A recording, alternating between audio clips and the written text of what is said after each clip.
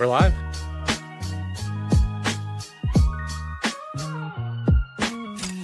I can't hear you at all.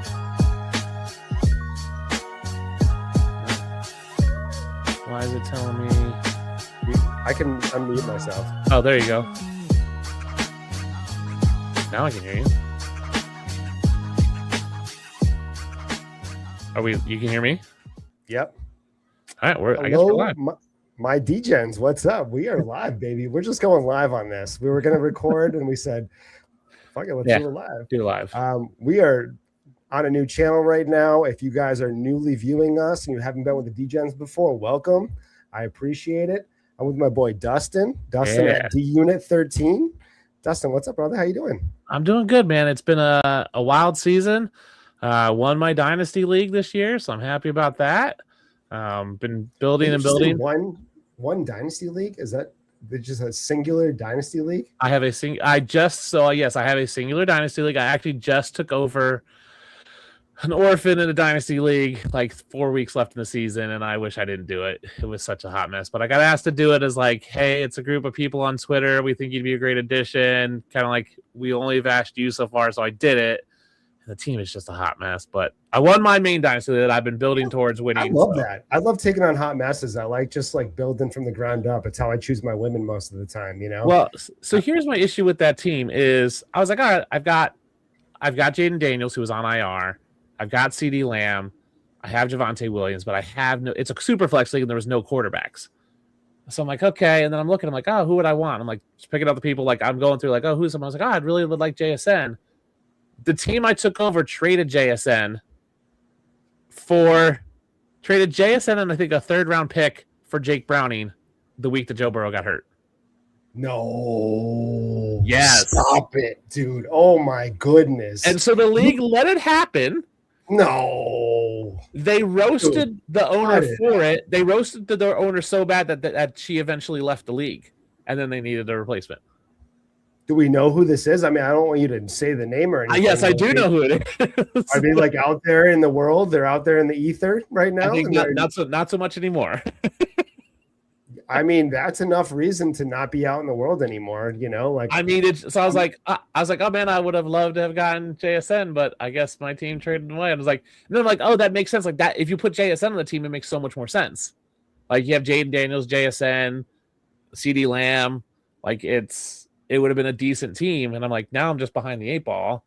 And like gave up a third-round pick and JSN for Jake freaking Browning. Dude, I mean, honestly, that's a league breaker right there. I think that would melt down most leagues. And especially, I mean, when Joe Burrow went down, Jake Browning, that was last year. That wasn't even. It was this year. He played like 2 games this year. So that was this year. They let that happen. Yes, this year they let that happen. You can't let that happen. I completely agree. I would have never let that fly in my dynasty league. You can't let that fly, dude. I'm sorry. I'm a no veto kind of guy, but like, no, you got it. Those are league breakers, man. Those are the things that break it wide open and resentment start building up. And then no, man, you can't do that. But whatever. No, I'm in a 3-year wood. Like I just took over. I'm in a 3-year. Like let me try to rebuild. And like you didn't get any picks for JSN, so like I'm still like I have all my draft picks for the next couple of years, but it's like I don't have any extra draft picks. So I have the number 1 pick this year going into the draft, but like I have so many holes. Dude, adding to JSN to get Jake Browning. I could talk about this for the whole hour if I need to, if I wanted to. I can't. I got to move it on though. I can't do this. I can't keep talking about this. All right, today we're talking about free agents. We're talking about the landing spots, about guys that are doing well this season, that did well this season, that might be on a new team, how that looks for them, how that looks for the people on the team after they move on, and really just like, do you want to buy these guys? Do you want to sell them? Ideal spots and kind of just break down from there, especially with most of these guys probably. I mean, this draft class is fine. If you need a wide receiver, the running back is pretty shallow. Quarterback is nil. You know, at this point, we're looking at maybe 1 to 2 quarterbacks that could start day one. And even that's like a stretch to a degree. Yeah. So these free agent, this class is pretty stout. for a bad draft class, this free agent class is making up for it, I think, as a whole. But let's just kick it off and let's just talk about the quarterbacks, because I think that's going to be the market right now is super hot for quarterbacks. There's guys like Malik Willis. There's even Daniel Jones coming off injury. These guys are the ones that are getting the bags. They're the ones that are probably going to be the most sought at free agents right now. And let's start with Daniel Jones. So obviously Daniel Jones, season-ending injury, really had the Colts looking like contenders, to the point where they were like, we're going to sell all our first-round picks and get some quarterback help, and got Sauce Gardner over there.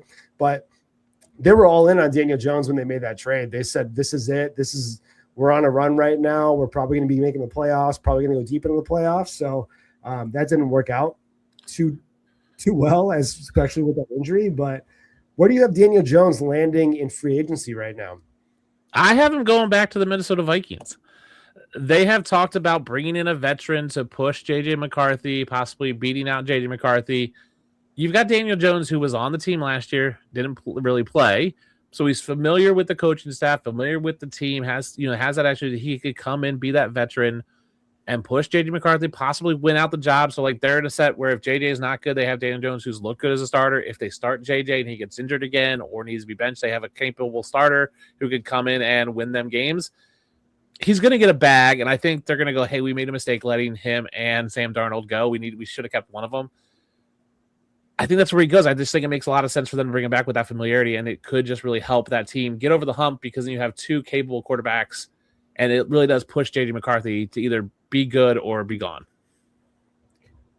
See, I see the vision. I like it. He's obviously been comfortable with Minnesota. He knows the system. KOC over there is comfortable with Daniel Jones coming back at the same time. I don't think the J.J. McCarthy situation is going to work out, even though he's still on a rookie contract. It's hard to say they're going to give up on him, but I think there's enough evidence this year to say we could give up on him and it would actually feel okay.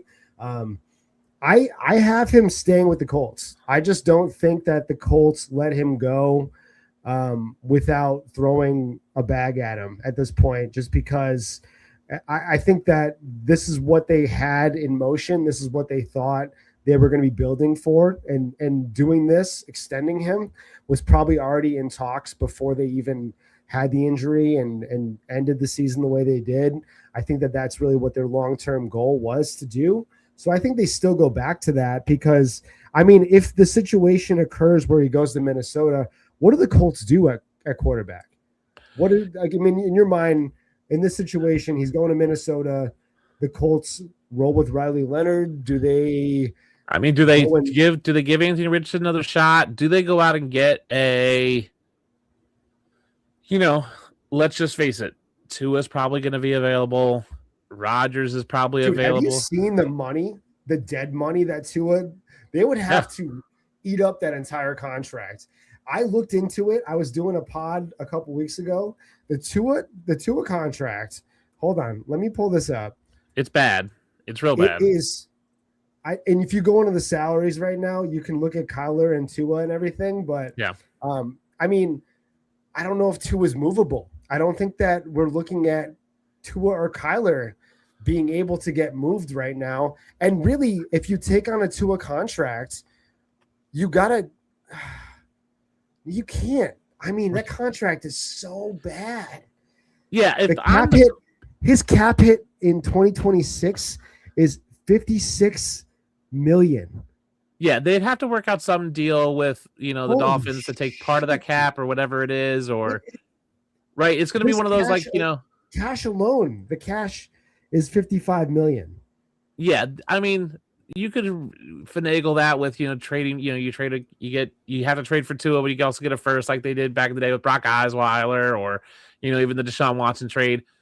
I agree, it's hard they move, but I think if you're the Colts, you're looking at, hey, this is not a great draft class. We're probably not getting a quarterback in this draft, so we need someone to be a bridge this year into next year. And I think they maybe give Anthony Richardson a shot. Maybe they go get, could they go get a Mitch Trubisky? Could they get a Jimmy G? Could they get, those are all free agents. Mariota's a free agent. Russell Wilson. They could go get one of those guys. Russell Wilson, does Aaron Rodgers come out of Pittsburgh and retirement? possibly. Well, I mean, he feels like he's retired right now. I mean, he's a free agent, so technically a free agent right now. Could he be a guy they go after, especially if they do sign Dimes and he's not ready? I mean, yeah, I mean, that's the thing. Is Daniel Jones going to be ready for the first game of the season anyway? Probably not. I mean, I think Riley Leonard is probably a bridge to when Daniel Jones gets healthy, but if you're missing Daniel Jones for the first 4 games, your kind of season's kind of toast anyway at that point. Like you're hoping you win 1 or 2. I mean, they could go get Gardner Minshew. He's a free agent, right? Let him be there, and if Daniel Jones goes elsewhere and you kind of play it. I don't know what Daniel Jones' health is, and I mean, it's possible he goes back to it, but if Indy's got to be looking at, hey, we're drafting the quarterback in 2027 anyway. So is 2026 kind of a year anyway? Like just like, hey, we'll muddle through and go get it. They don't have any first round picks, right? I mean, they don't even have their 27 first, do they? I don't know. They traded that for Sauce Gardner. Yeah. They traded their 26 first and 27 first. So yeah, I mean, they have the draft capital to get a quarterback. Yeah, so they're in dire straits. That's what I'm saying. Like, do they just?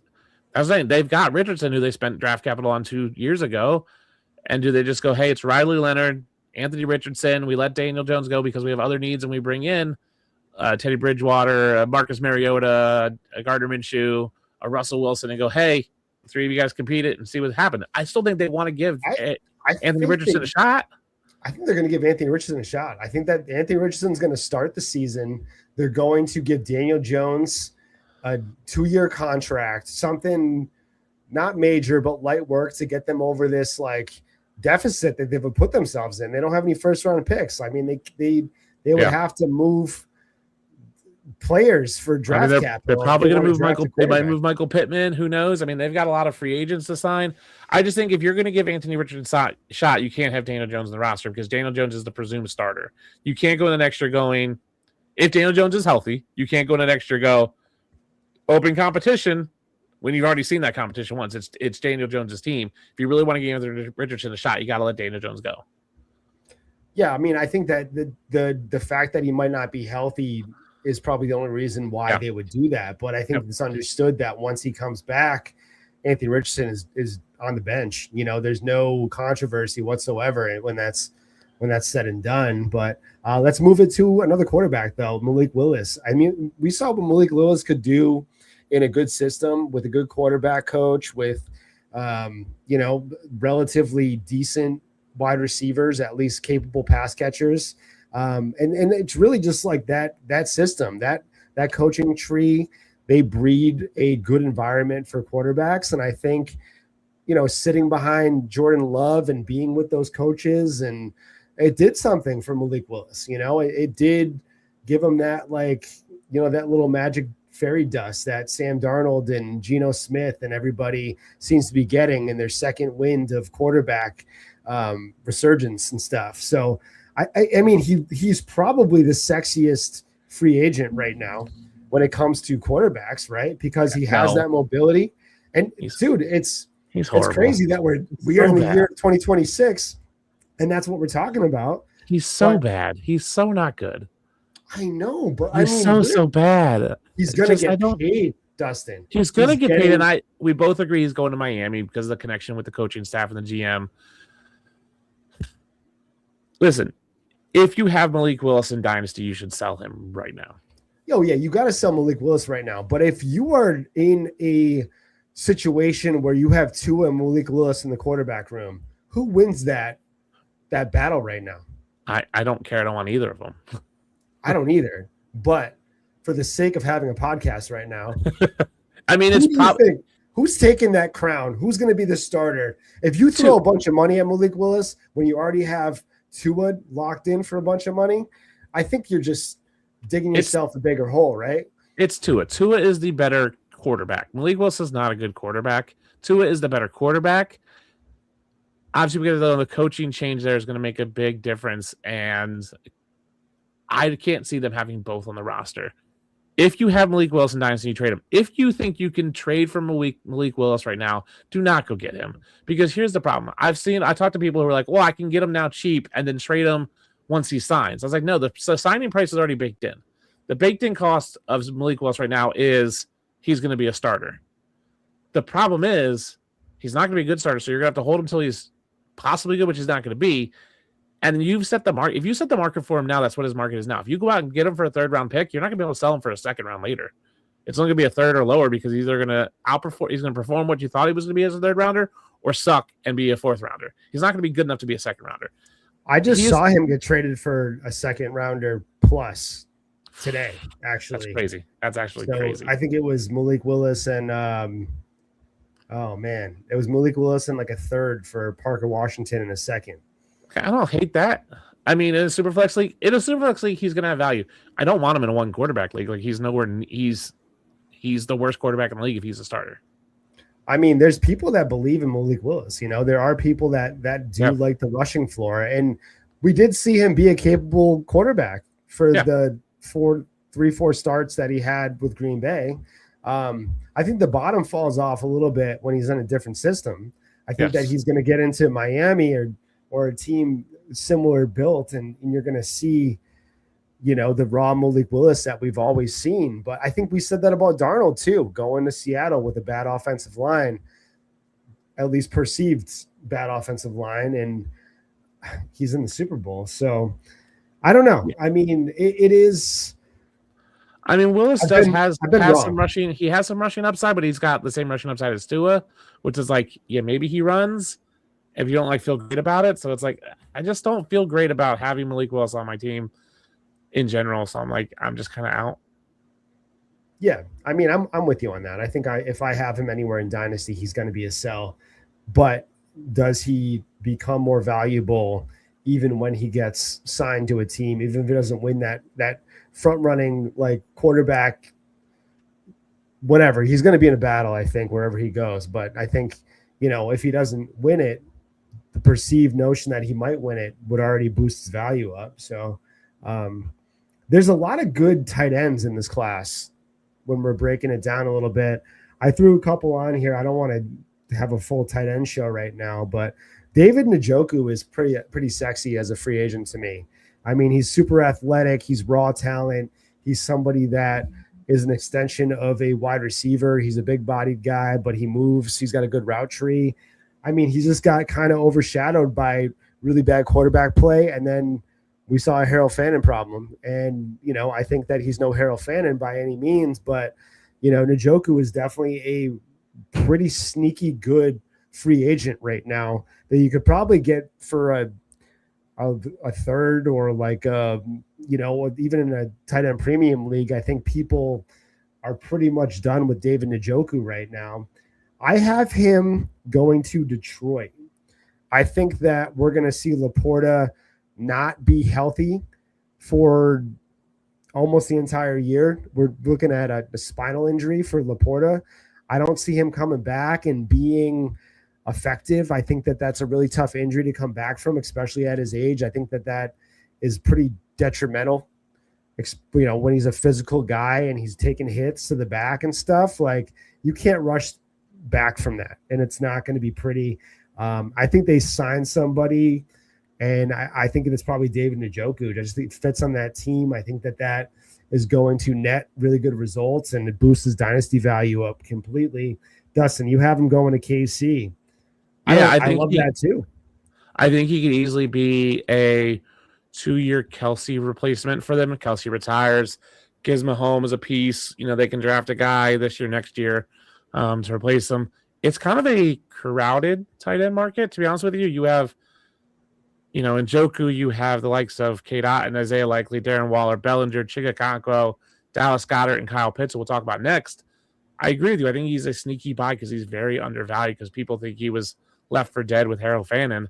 So I think going to KC would really bump up his value. I'm looking at him like you could buy him for what, a 3rd or 4th rounder, and he goes to KC and he's going to be worth a 2nd rounder. Like, it's just his value is going to go up if he goes to KC. We've seen KC wants a pass catching, someone who can chip block, and then go out for routes like Kelsey's been doing. I think Njoku fits that mold. I think they realize they need to get some veteran leadership in there to replace Kelsey. So I think Njoku going there makes a lot of sense to me. They have a decent cap space. They have hardly any cap space. They're the lowest amount of cap space or negative cap space out of all the teams. So they can't go out and get a Kyle Pitts. They can't go out and get, an Isaiah. Like, they're not gonna be able to go pay the top guys. And I think Njoku is one who can get fairly cheap, and they can go and get a cheap guy who can produce for them. So I really like that fit just from a cap situation and a style play. And if he goes there, his value is going to skyrocket. Yeah. I mean, I'm with both those spots right there. I think that those are two sexy spots. Either way, I think that he's a buy in Dynasty pretty easily. The writing's on the wall that he's not going back to Cleveland. So I think anywhere that he lands, he's going to be a featured tight end, where right now he's kind of in a carousel of tight end usage, and it's not going to net any production. Before we go to the next guy, we got a little question right here. If you have Genty, Etienne, your only real running backs, you have Garrett Wilson, London, Tet, and Rome. Would you trade Rome for a guy like Judkins plus?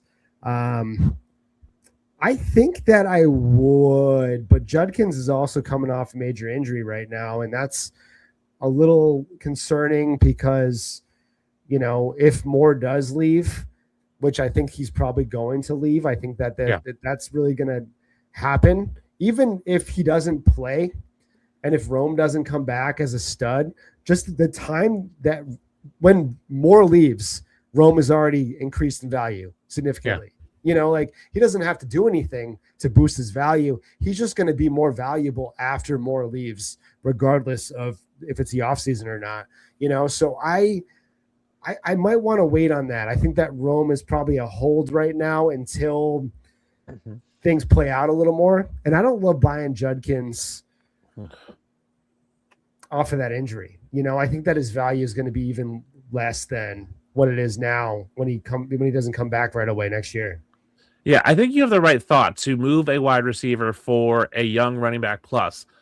I think you have the wrong receiver. I think you should be trying to move Drake London, keep Rome, because you're talking about Drake London with questionable quarterback play in the future. Is it Kirk Cousins? Michael Penix is injured again. I love Michael Penix. I am the truther of Michael Penix, who I've always said he's the best quarterback from that draft class. He just can't stay healthy.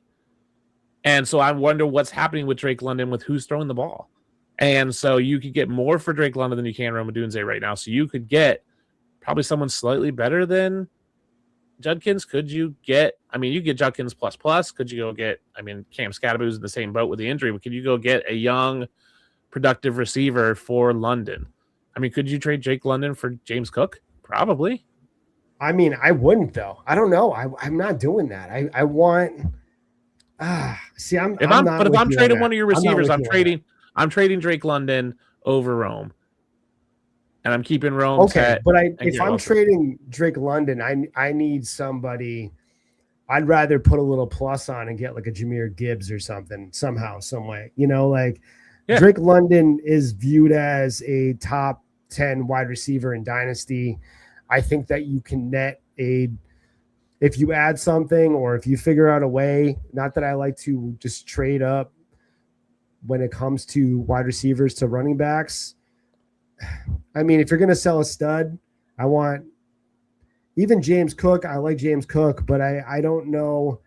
Buffalo is scary. I know you're a Buffalo Bills fan, but that team is giving me scaries, nobody wants you gotta see what the coaching situation. Yeah, you gotta see what the coaching situation is.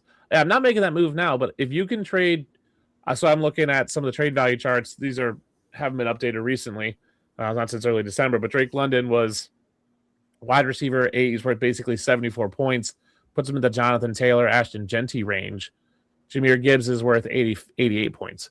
James Cook is a little lower at 59 points. So you could theoretically trade London for James Cook plus, for a second rounder. So that's what I'm saying. I think it's the right idea to go, hey, a receiver for a young running back plus. I'm just willing to more trade Drake London than Rome in that situation. Yeah, I'm keeping Drake London. I'll sell Rome all day. No, I'd rather have Rome. That's we got to revisit. I just don't know who's throwing Jake London the ball. Who is Rome catching the ball? No matter who's throwing it to him, I don't think so. But I don't know. I'll take Caleb Williams over all the Atlanta quarterbacks right now. Let's talk about let's talk about Atlanta's tight end over there. Let's talk about Kyle Pitts real quick. I think that he's getting tagged. I think that Atlanta's going to tag Kyle Pitts, and I think they're going to try to keep him on that team. I think that that's probably the move, especially with the coaching change. They have a favorable tight end coach right now. I think they probably want to keep Kyle Pitts as opposed to try to look for his replacement out there. But you have him going to Washington, which I love as well, even though, I'm waiting for the breakout over there in Washington. Ben Sinnott is never going to be a thing. Dude, I don't know, man. I mean, stop it. It's never going to happen. That's what they said about McBride, man. They said McBride's dead. No, McBride at least McBride was catching passes his first year. Well, kind of. I mean, like what? Like he had like 7 catches or something his rookie year. Like it wasn't. Sinnott at least has, almost equal. All right. Well, I'm. Sinnott's had 2 years of nothing. I like Kyle Pitts in Washington. He's got familiarity with Dan Quinn, who coached him in Atlanta. They have the 6th most salary cap there. Washington had a down season after going to the conference championship last year. Obviously, Jaden Daniels got hurt. They have to surround him. Debo's probably gone. They just have Terry McLaurin. Zach Ertz got hurt.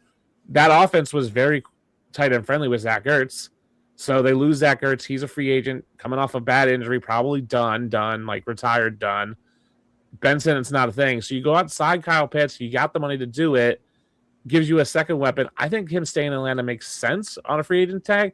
I just think Atlanta goes out and gets someone who's a little more sturdy. I think Atlanta goes out and gets like a Dallas Goedert, someone who's like a veteran, maybe an Njoku at that point to like be that veteran safety blanket for either an old Kirk Cousins or banged up Michael Penix. I would like Njoku in Atlanta. I would like him anywhere at this point. I think that he's that athletic tight end that a lot of teams are missing. All right, let's go to running backs right now. So we got Travis Etienne. Etienne obviously showed out. He had a very productive year this year in a crowded backfield too. Like there was a Bashal Tutin and just kind of like it was tough to get a rhythm in that backfield, but he still was very productive and had a resurgence year from the year before. I actually threw a little spice on this. I think that he'd be a great fit in Chicago. I think that I would love to see him go into Chicago. They can actually let go of Swift this year. If they can cut Swift right now for little to no money. And the cap hit would be minuscule. If they wanted to just get rid of him, if he wants to go and join Bieniemy and KC, or, if they work out some system there where, they get rid of Swift, I think that Etienne would be great in Chicago. Obviously the fit is perfect. You have him going to KC. I think that you could put KC for any of these running backs that we're going to talk about, and it would be perfect. But I think what KC wants is they want a pass catching running back, right? They want someone who can, do the swing passes, who can be part of the passing game, like a Kareem Hunt, Jared McKinnon has been in the past few years. I think out of the free agency running backs, it's Breece Hall and Travis Etienne are the 2 pass catchers you want. I don't think there's anybody else that's really good at, you could say J.K. Dobbins, but it's like, has half a leg half the time anyway. Casey doesn't have a ton of money. We talked about the Njoku. They don't have any cap space. They're like the worst cap situation in the world, but they always seem to work it out. I think Etienne, you can see Etienne taking less money to go there because they have their championship pedigree. Etienne goes, man, I can go and win. You have a better chance than none to not win a Super Bowl in KC if he signs a 3-year deal. He's still young enough. It just seems like a great fit for him. I'd love to see it. Also, back to our Ben Sinnott. Ben Sinnott currently has 16 catches over his 2 years. McBride had 29. I will say Ben Sinnott will not pass 29 catches by the end of next year. Oh, man. I'll take that gentleman's bet. I will lock that in. Yeah. I don't know. We'll figure out some compensation for that. But yeah. So, I think Etienne is the pass catcher that goes to KC. I know everybody wants a guy we're going to talk about a little bit, Breece Hall, but I think Etienne's going to be the guy because I think Breece Hall's going to want a bag of money. I think Etienne will take a slight pay cut to go to KC. Okay. Well, this is going to start being in motion soon. So we're going to be talking about, I think KC's going to get a free agent running back. Yes. Absolutely going free agent on this. They're not going to be drafting a guy again. I don't think that's going to happen. So we're looking at Pacheco gone. I mean, Rashard Smith is not the guy. And I think that Mahomes possibly could be healthy for week 1, maybe. Yeah, maybe. I mean, these guys are coming back from this stuff in 3 months, 4 months, 5 months. You know, it's like the way the timeline works out. We could have at least a stable Mahomes with a new free agent running back on that team, and whoever it is in pure sex. And they don't. He doesn't need preseason, so he'll be fine, right? Kareem Hunt's also gone, so they don't have really anybody in their backfield except for Rashard Smith. So they're gonna have to bring in somebody. It is a loaded class. They're gonna have a workhorse back there. I think they're gonna get whoever. A Breece Hall would be perfect. I mean, I have Rico Dowdle on this list. We can just breeze by Rico Dowdle. I have him going to the Saints. I think that his skill set kind of fits that team a little bit as like a complimentary back. I don't think that they're going to feed him, 20, 30 carries a game, but I think that he probably fits in that system a little better than, I mean,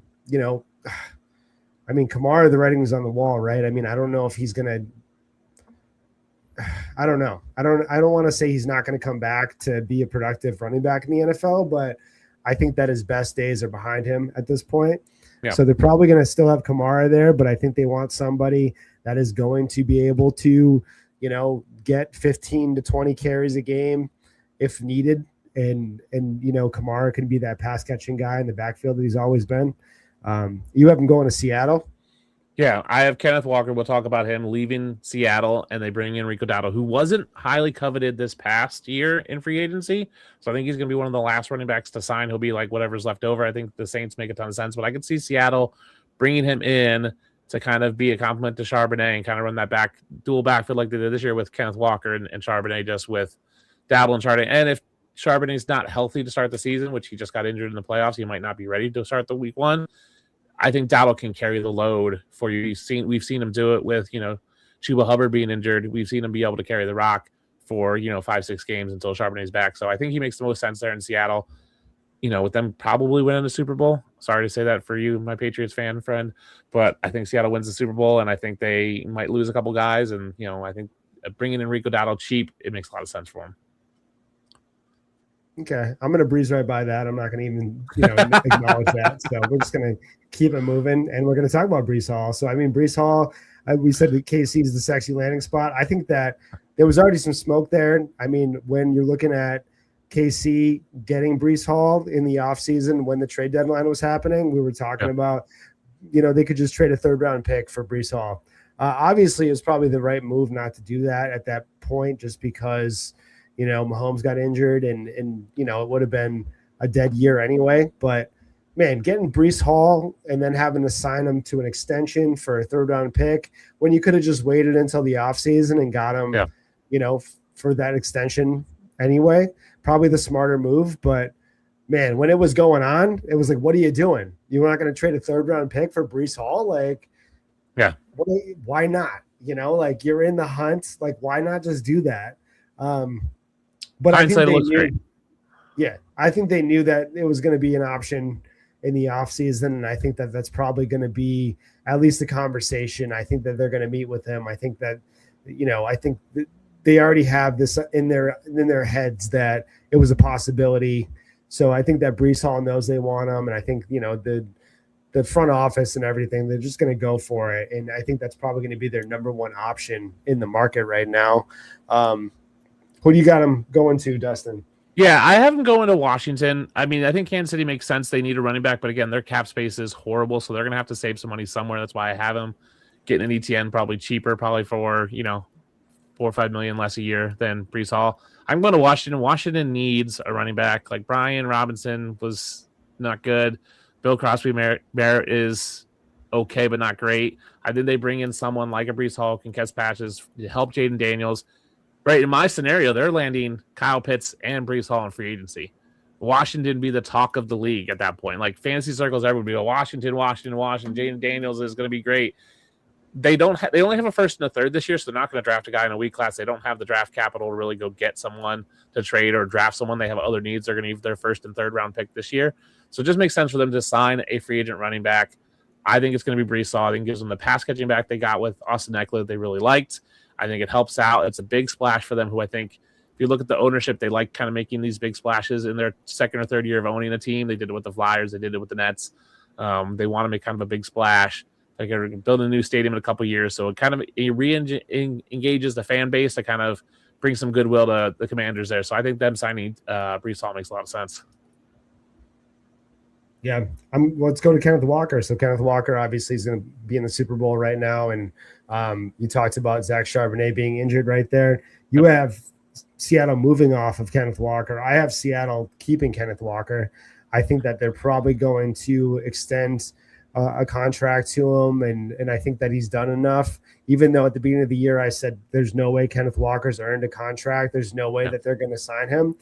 I think the Zach Charbonnet injury has really just been like, all right, I think Walker's our guy. I think that they've been forced this hand to a degree, but he's been producing and showing that he can produce. It's never been a question of can Kenneth Walker produce.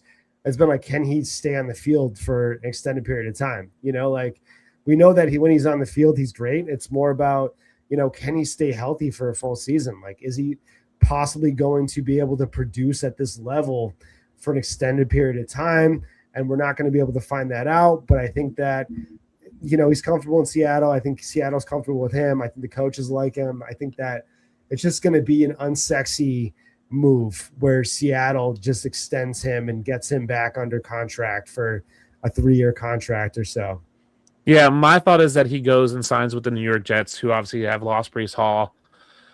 I don't know if Kenneth Walker wants to stay in Seattle. I think he might feel a little disrespected that they haven't really seen him as the bell cow back, because they've been running him and Charbonnet for, the past 2-3 years.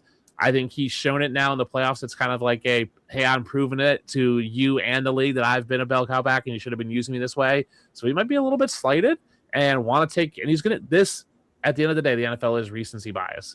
And the playoffs and, if he has a big Super Bowl, is going to show, hey, the Super Bowl is only like 3 weeks before free agency opens. It's not that far. People are going to go, man, Kenneth Walker just tore it up in the playoffs.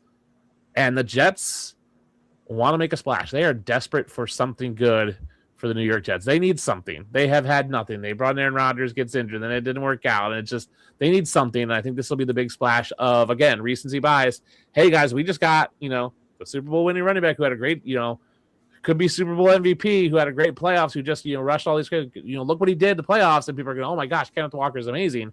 I just don't know if Seattle sees him as a main back, and I don't know if they want to pay him to be a bell cow back when they don't use him as a bell cow back. So I think the Jets go out and sign Kenneth Walker, make that big splash, and try to, get their fans excited. And even though they'll be bad because they're the Jets, they always suck. I like that, but I like that for maybe fantasy purposes, but I really don't think it's going to end well over there if that's the case. Nothing ends well on the Jets. The Jets suck. They're always going to suck. They're a garbage franchise, and they'll always be a garbage franchise. If he's going to be bitter in Seattle, I can't imagine how he's going to feel on the Jets after, starting the season 0-6, 0-7, or whatever. I mean, maybe sneak out a win here. If they pay you a bunch of money and you're getting lead back work, what do you care? Yeah, I mean, at the Jets, do they reach on a quarterback, or what are they going to do? Because they're in this weird spot where you'd have to take a guy super early, or you just can't take a quarterback, and you're going to be rolling next season with. I mean, they have a ton of draft capital, which is the issue, right? The Jets just have a ton of draft picks. They do, but there's no quarterback that's worth taking in the first round outside of Fernando Mendoza, who's likely going to the Raiders. And at this stage, do you reach on one of these guys? Do you reach on a Chambliss, or do you reach on a Ty Simpson? And you're just going to be in the same position you've always been in as a Jets organization. Yes. Or do the Jets do something like the Panthers did and trade Garrett Wilson and 2 firsts to get Mendoza? That would even, I don't know, though, because, I mean, what kind of situation are you putting a quarterback in if you're going to trade your top wide receiver that would be the most beneficial piece to a developmental quarterback? I agree. But Carolina did it, right? They traded DJ Moore and 2 first-round picks to get Bryce Young, and he looked bad for the first 2 years. It still looks pretty bad, though. I I know. when it's I'm not all saying said it's and the done. smart move, but it's also the Jets. They're dumb. They're a That's trash true. franchise, so they're going to do trash moves. They have the draft picks. They have 2 first round, 2 second rounders this year, and fairly high ones. They have 3 first rounders next year, so they have draft capital to go get anybody they want. If they want to go get Mendoza, they can get Mendoza. If they want to go get Tua or Kyler or JJ McCarthy or whoever, they can make the trade. I think they're just going to have to go and reach for one of these guys. Because if you're Daniel Jones, you're not signing there. If you're Malik Willis, you're not signing there. Because why would you want to? They're going to have to get someone who's undervalued or, either they're on the team they're on or coming out of the draft and just roll with it. It's going to be a bad situation all the way around because it's the Jets. It's going to be bad. I hope they don't just throw it all in a bucket and hope for the best and go for a Kyler. I don't think Tua is going to get traded in division, to be honest with you, but I could see a Kyler trade over there, and I just don't. That's yeah. I mean, they could throw a ton of picks at San Fran for Mac Jones. I mean, well, I don't know what it would take. It would take like a 3rd rounder, right? Like I don't know what would you throw for Mac Jones at this point. I'm telling you, I wouldn't be surprised if the Jets threw a second, and they don't have a 3rd this year, but a 2nd this year and a 3rd next year for Mac Jones. Man, that's insane when you put it all into perspective because, we're looking at what did Sam Darnold get traded for? Not much. Not much. A 6th rounder. Yeah. Geno Smith, Baker Mayfield, all these guys got traded for like nothing, Nothing.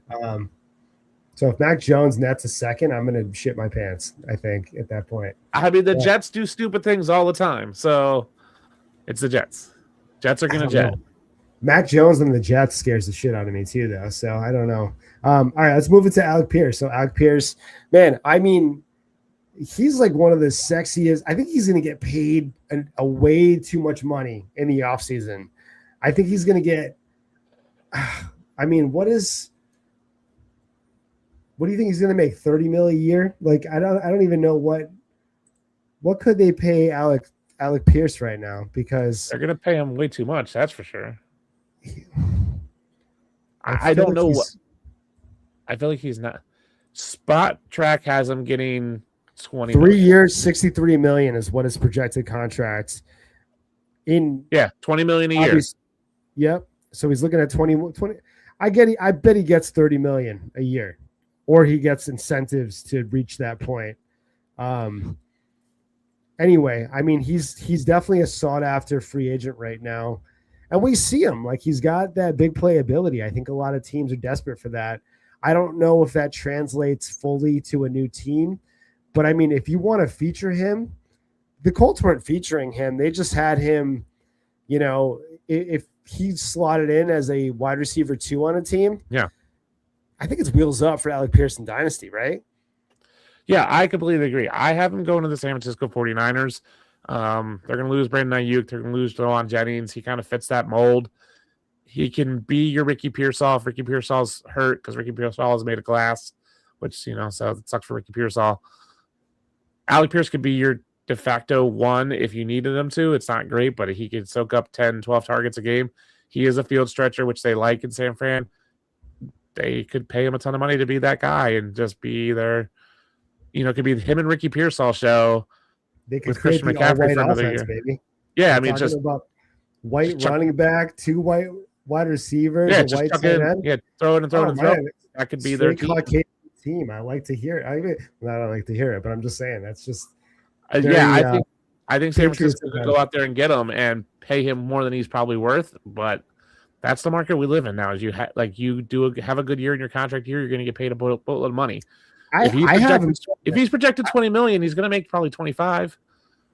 I want to see him in Pittsburgh. I want to see him and DK Metcalf on both sides of the ball and just opening that air raid offense up. I don't know who's the quarterback's going to be. I don't know who they're going to be throwing the ball. But I think that if you get a proper quarterback that can at least throw the deep ball, that'd be a sexy landing spot, I don't know. Aaron Rodgers isn't going back, right? No Tomlin. I don't think you see. No, I don't think he's going back. Aaron Rodgers is back on Pittsburgh. Yeah, and Russell Wilson's out. So again, you're looking at, do they try to get a Daniel Jones? Are they gonna trade for Kyler or Tua? Who else is on that team? Who's their backup quarterback? Nobody good. I can't believe they went in. I can't believe they went in with this being their backup is still Mason Rudolph and Will. They have Mason Rudolph, Will Howell. Mason Rudolph is probably equivalent to trash. Yeah. No, I mean, I think Mason Rudolph probably gave them just as much of a chance as Aaron Rodgers did to make it this far. To make it to a one and done in the playoffs. Yeah, I mean, the problem is Mason Rudolph's 30. I mean, he's not good. No, but they might have to go with him for a year. They might have to roll with him unless they really want to. Like Will Howard? Wilson's not going back there. And no.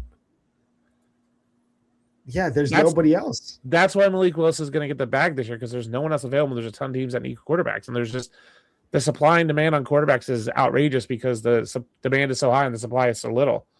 Does Justin Fields have a starting gig next year? Does Justin Fields, out of pure demand, start in the NFL next year? No, because I think if you're a team that is desperate enough for Justin Fields, you're just as desperate to go get Joe Flacco. I mean, is Deshaun Watson going to start for the Browns next year, or is Shedeur Sanders going to keep that job? In Pro Bowler Shedeur Sanders? I know, that's the thing. Like, what if if right, Deshaun Watson's healthy, you have to play Deshaun Watson, right? I mean, with that contract, I think you have to, right? Is he going to sit on that? I don't know. You have. But to is play Deshaun him. Watson ever going to be healthy? Because I think like he was healthy this year, but it was injured.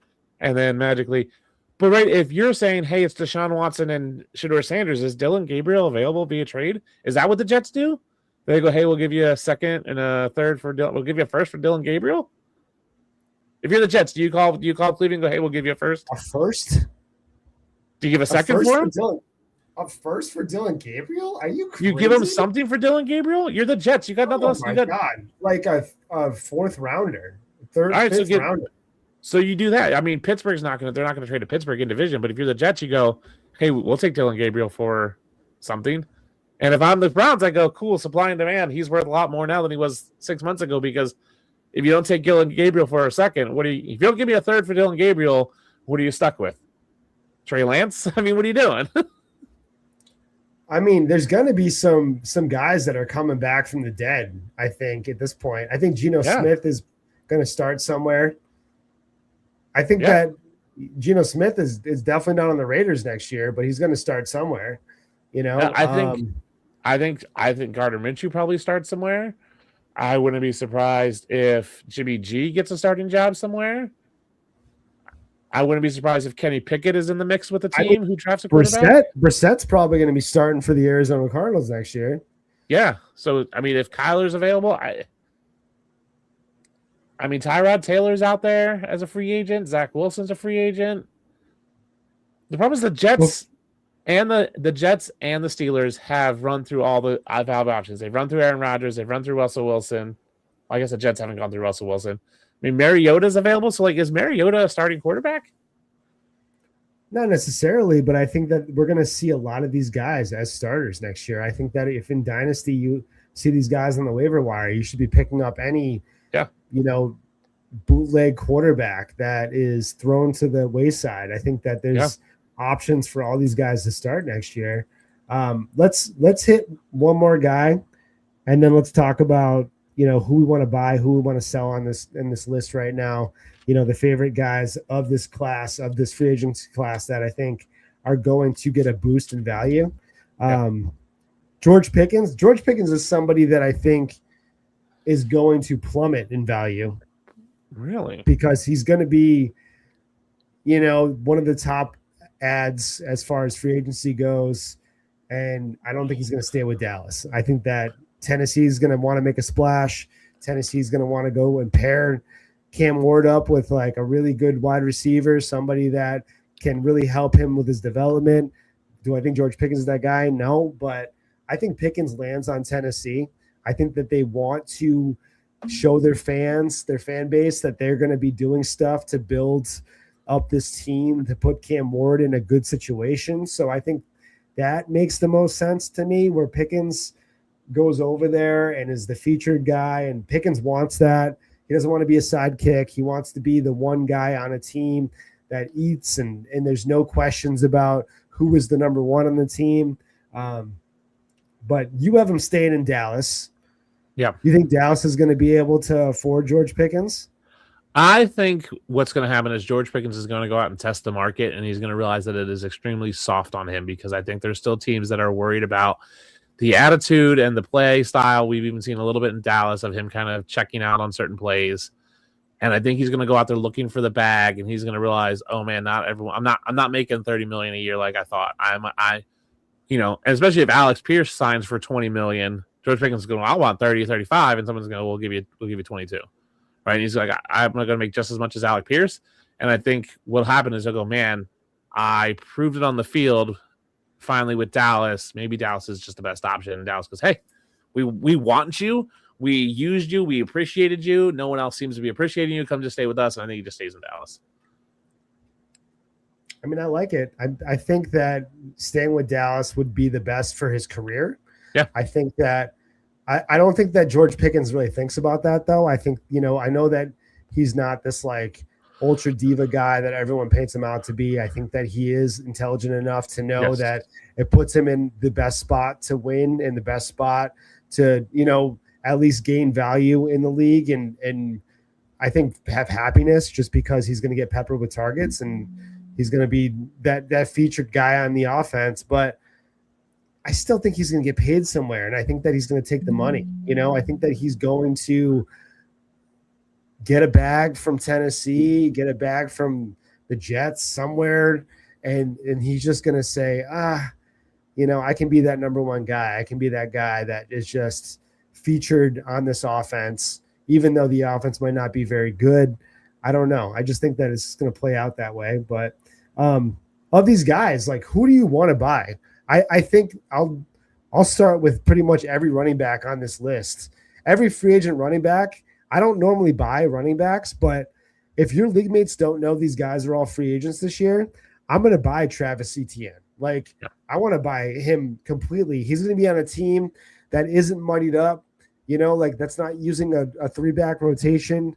I think that worst case scenario, he's shared backfield with somebody else. But, I mean, Jacksonville was not a good spot to be a running back in Dynasty. It was just too much. Cohen liked to mix and match. He liked to play the matchups. It was just like, he would get a rhythm and then take him off the field. And if you get Travis Etienne in a rhythm in an offense where he's getting 15 to 20 carries a game, I mean, he's a Dynasty wide receiver one, or running back one pretty easily, right? Yeah, I mean, I'm buying Etienne, Hall, Walker. I'm a little less viable on Rico. I just think Rico's going to be a rotational guy. Etienne's the number one buy for me. I think you're right. He's a pass catching back who can do it. I think he's going to get on a good team in a good situation. We've seen him do it. I was a little less confident in Kenneth Walker until the playoffs, because I wasn't sure anybody viewed Kenneth Walker as an every down guy, because Seattle had never used him that way. But we've seen it now for 2 games of him just dominate. So I think someone's going to throw him a bag of money to be the number one guy. Like, he could go somewhere and be the dominant running back. And, I have him go to the Jets. I think the Jets could pay him a ton of money to be the guy who's going to get, 20 carries and, 5 receptions every game. And that volume alone is something I want. So I'm buying those running backs. The tight ends are going to be very interesting, because it is a very deep free agent class in tight ends. You got Njoku, you got Pitts, you got Goddard and Likely and Waller and Otten and Bellinger and Chigakonkwo. I think that's going to be the big thing, is where it happens there and where do those guys sign and who fits in where. I originally thought about putting Pitts in Baltimore with them losing Likely and Mark Andrews. I was like, that could be a good fit. I just don't know with Stefanski. Maybe he brings over an Njoku. I don't know. I think there's going to be an interesting. So I'm probably buying some of the free agent tight ends just because I think there's value out there, because teams are using the tight end more. And we've seen fantasy tight ends do really well that are these mid-tier guys.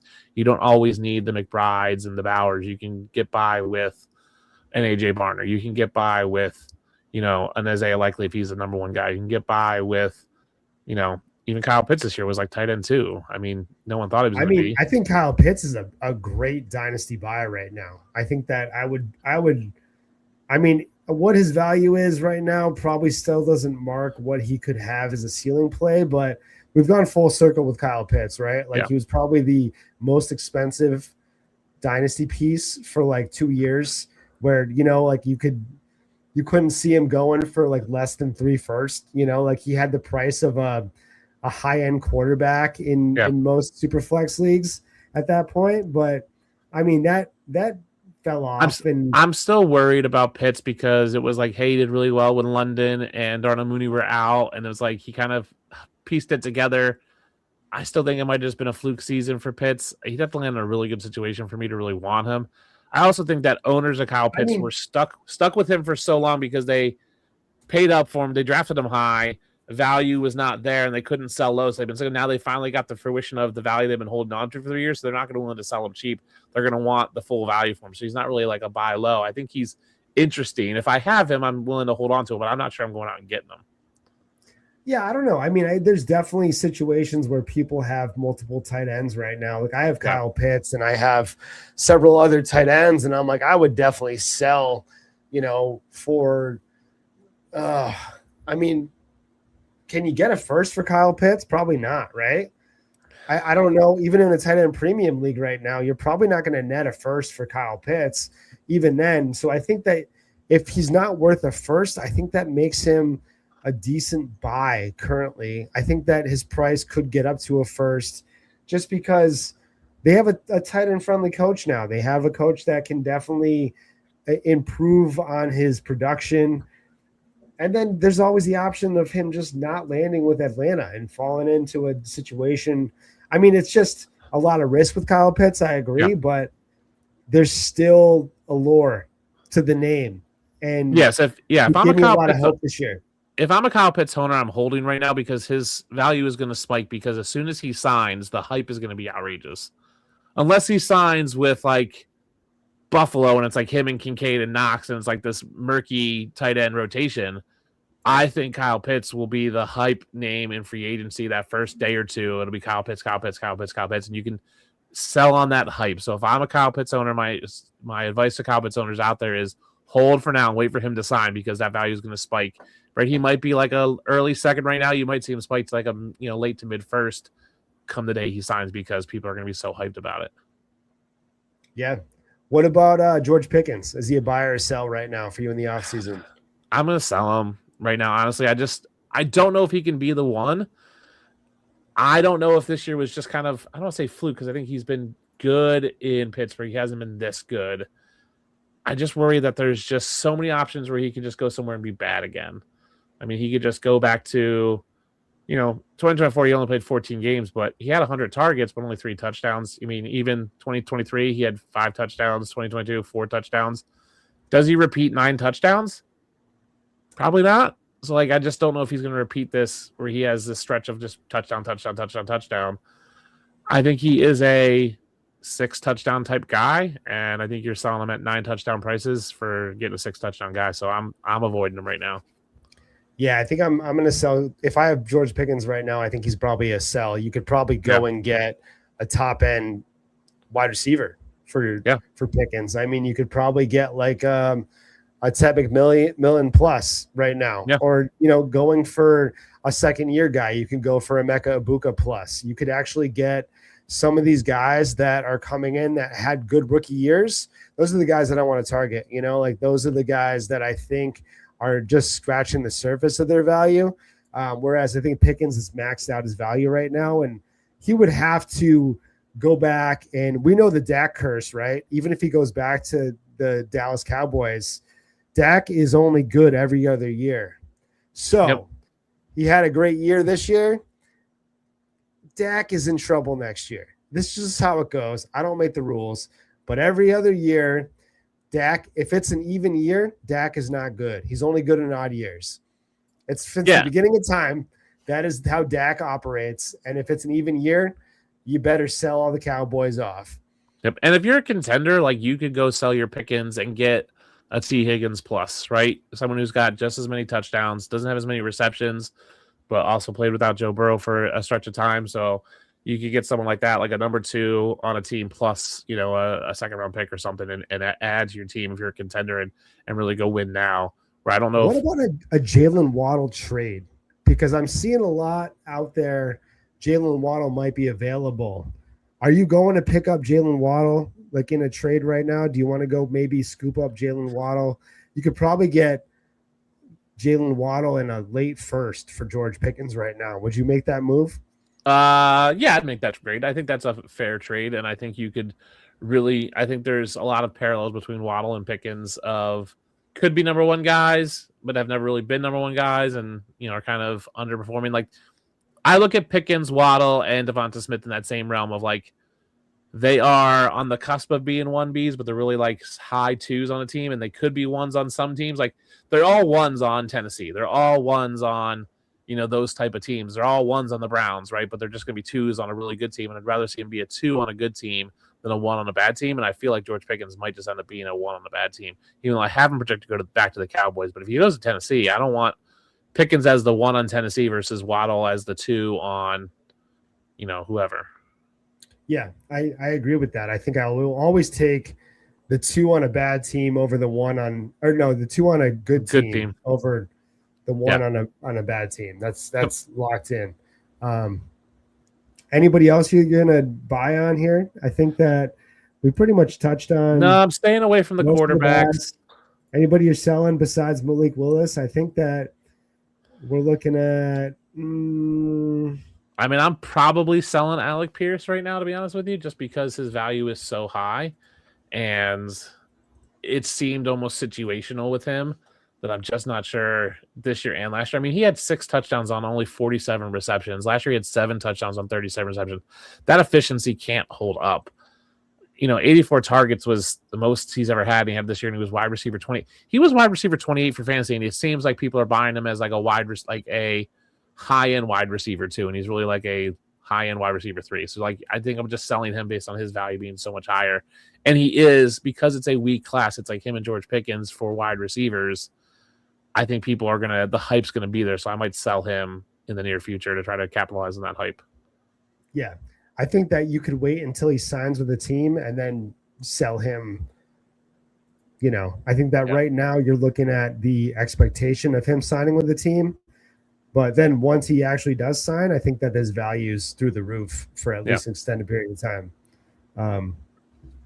But yeah, man, we touched on a lot right there. Obviously, these are predictions. These are, educated guesses right now. I think that we're going to see a lot of things play out differently. But ideally, man, I think that Travis Etienne, Breece Hall, Kenneth Walker, this whole running back class in the free agency market right now, they're all going to get a big boost in value. I think they're all going to go to a more favorable matchup or a more favorable situation. And I think that they're all big time buys right now. And especially, like I said, if your teammates don't know these are free agents right now, I think that that's really the move. You go trade for Etienne or go trade for Breece Hall. Yeah. Kenneth Walker is probably hard to trade right now because the recency bias is full effect, when these guys are still playing. Yeah. It almost makes Kenneth Walker a big time buy or sell, excuse me. Like I would probably go and put him on the trade block right now, see what I can get for Kenneth Walker, just because. Yeah, especially this week we have no games going on, so people are looking for something. Yeah, and it's like they see the games, they see the highlights, they're looking on Twitter, they see everybody, the guys that are still playing right now, the JSNs, the Walkers, the Drake Mays, even though Drake May hasn't been having to throw significantly in the playoffs, they're the guys that have the most value in Dynasty because people are still watching them. They're still watching them play. They're still seeing highlights and stuff. And that's just how the brain works in Dynasty. Yeah. And there's a name we didn't talk about, but Javonte Williams, running back, I'm buying him everywhere I can because I think he's undervalued and he had a really great year. And I think he he could be the guy who maybe goes to Kansas City cheap and does really well there. So he's another name that I'm going I to think buy. that the Cowboys are going to lock him up, though. I don't know. I think so. I think they will. They're so weird with running backs. Like, they're so bargain binny, like they're just like, I think that Javonte Williams is going to sign a pretty work-friendly contract with them, and I think that he's going to stay with Dallas. But and if you have any of these free agency players, I think this is the time where you hold them. You don't sell them. Maybe Kenneth Walker you sell right now, but I think the rest of them you hold and wait for them to sign, because you're going to capitalize on that news cycle and you're going to see their value shift for a week or two while everybody's talking about them, right? Alex Pierce is going to sign, and people are going to be, Alex Pierce is going to be the one on this team or whatever it is, or it's such a great signing. That news, and he's going to be on pod. We'll talk about it. All these podcasts are going to talk about it. So it's just going to get out there, and people are going to hear that name more, and they're going to want him because they're going to buy into that hype. So that hype's going to jump him up probably a half a round value. So if we're saying, hey, this guy's a second round value right now, next week, if he's a mid second right now, he's probably an early to late first, early second, late first next when he signs. If this guy's a late third right now, he signs, he's going to be an early third. It's just the way it works because people buy into that hype cycle. So if you have any of these players, you have to hold them. That's a big part of dynasties. You have to know who's a free agent, who's going to move, and then based on those signings, then you can make some other things. So you got to look at, hey, Alex Pierce is leaving. What does that mean for the Colts? Right? Receiver. Is that a Josh Downs bump? Right? Is that a Michael Pittman bump? Is that a whoever bump? Is that a Ty Warren bump? And those are things you got to look at for dynasty. So yeah, hold these guys if you have them, but if you want to go buy them, now's the time to go buy them before the hype gets in and bumps up their value a little more. Yes, sir. All right, man. Well, I appreciate everybody joining us tonight. I appreciate you guys jumping on. We're on a new channel right now, Dynasty Rewind. Shout out to those guys. I love being with you guys. If you're a new viewer, if you haven't seen any of our stuff before, this is Dynasty Degens, and we are doing Dynasty shows right now. We have Devi, we have redrafts, we have IDPs, we have all, a show for anything under the sun right now. So you can catch all of our content currently over with Dynasty Rewind. This is Dustin Ludke. Dustin, you got anything coming up that you want to plug? Anything that you are working on solo? Yeah, I've been working on writing some articles. Took the year off and got back into writing articles. So I've got a Substack. You can find me on Twitter at the DUnit13. So Substack or Patreon, they're both free. Substack just sends in an email form. I get my articles over there. So I've done my top running back free agents, and I've done, I think, wide receiver free agents, and I'm working on tight ends right now, and then I'll be doing some other stuff. So, place to put my content for now, and then we'll see what happens as the offseason goes on. I'm planning on going to the combine again in the draft this year, so be looking forward to that kind of content. So, yeah, maybe dropping some videos here and there. But, yeah, if you're looking for me, Twitter's the best place, DUnit13. Yes, sir. All right. Well, I appreciate all you guys. I am Nerd Boy Takes, and you can catch us next week. I think Dustin might be joining me again. We're going to have some guests. I'm actually doing a rookie pod where I'm going to be going over all of the rookie guys that are probably going first or second round. That is with my buddy FF Guitarist. So that'll be dropping probably Friday. Yeah, Friday this week. So you can look out for that, obviously, on Dynasty Rewind. But we will catch you next time. Thanks for joining us. Peace.